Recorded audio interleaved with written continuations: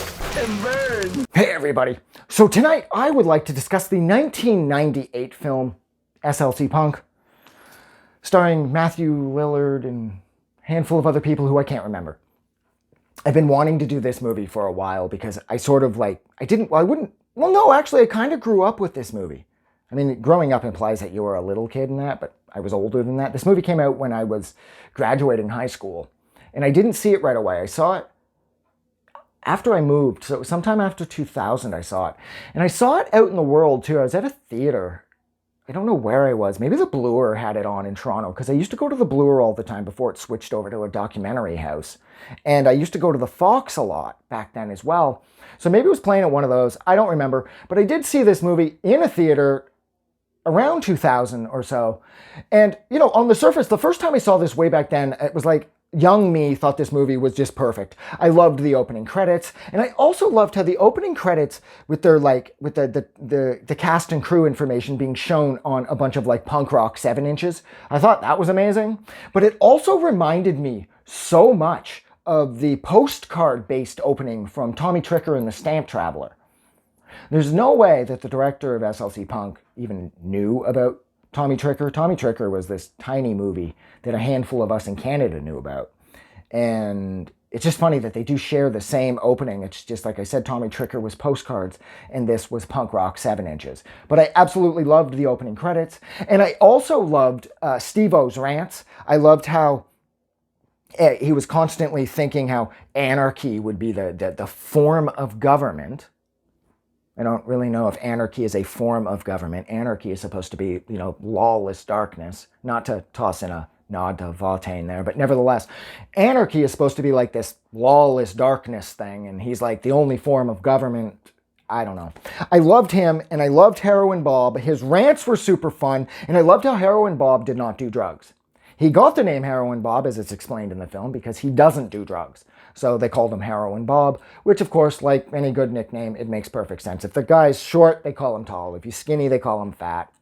I don't know what it is with nicknames. It just seems to go that way.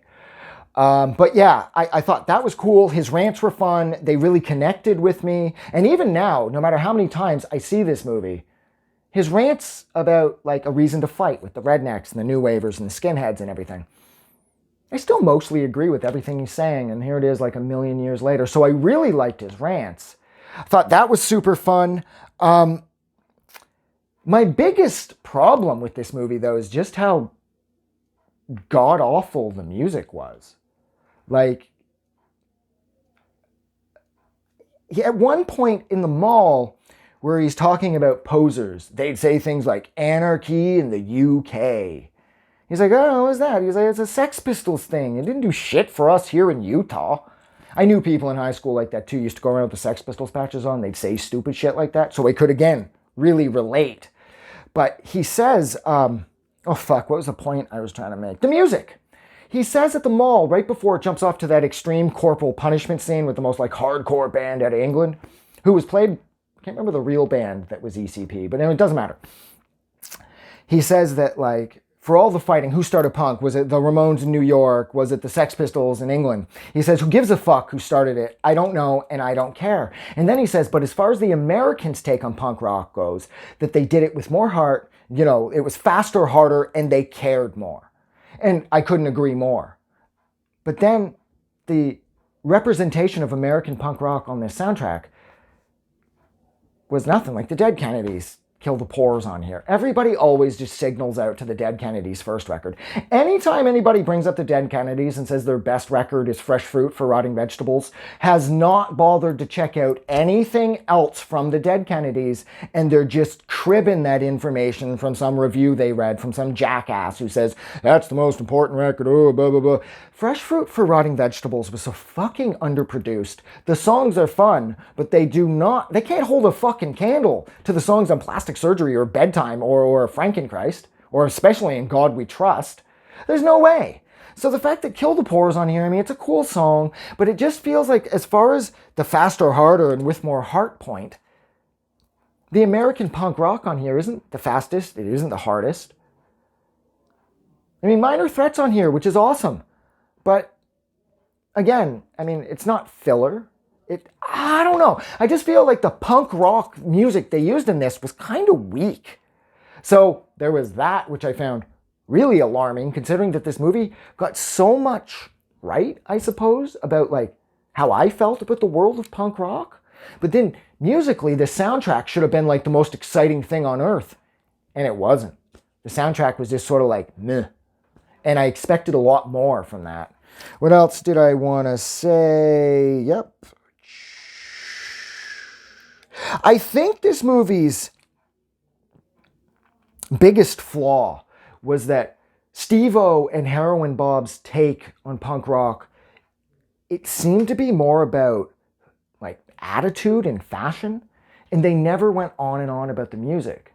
Now for me and everybody I know who is like super punk and people who are still super punk now, they don't really, especially now that they're fucking ancient, they don't care so much about like making the scene and showing up wearing like $10 spikes and shit. They don't really give a fuck about that at all. Everybody I've ever known cared about the music. It was always about the music. It wasn't about how you looked or where you were going or who you were hanging out with. It was about the music. And this movie just didn't make a big enough deal about the music. It was, like I said, it just felt like it was more like a fashion thing.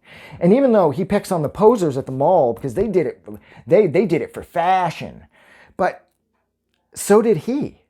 I mean, and he just looked homeless. And it's like, I don't know. I wish that they had put more of a focus on the music, really. And I also liked how this was filmed legitimately throughout all of different places in Utah where the director grew up, so he knew.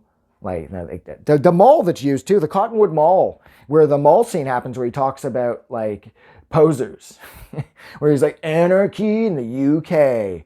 That mall is gone now, unfortunately. That mall's been, I think, shut down and torn down by 2023. It's definitely shut down by 2023. So in that sense, that makes this movie kind of fun, a fun sort of mall movie, which is exciting too. But I think that was it. I absolutely loved that sort of like aggressively manic shooting style and like the sweeping crane shots and how everything sort of had that sense of frenzy to it. And I liked how he introduced his friends, and I liked his crew of people. I believed the characters, and SLC Punk 2 sucks. And that's where I'm leaving it. So thank you so much for hanging out with me while I discussed the 1998 film SLC Punk. Like always, if you like this review, don't forget to do something nice for somebody. But most importantly, please don't forget that the world is actually a better place because you are in it. I'm getting out of here. Have a good night.